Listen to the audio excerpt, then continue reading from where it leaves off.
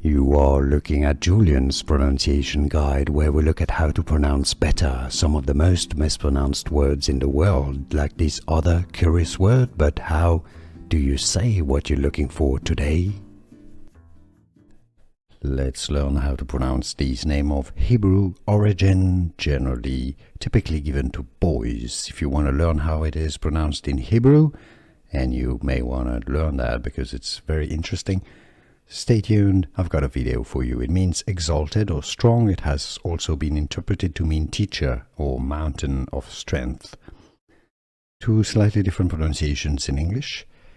Generally, especially in the US, it's pronounced as Aaron. Aaron. It's also pronounced in the UK, British English, Aaron. Here are more videos on how to pronounce more confusing words and names too many mispronounced. Like this video if you found it useful. I appreciate your support. I'll see you soon and thanks for watching.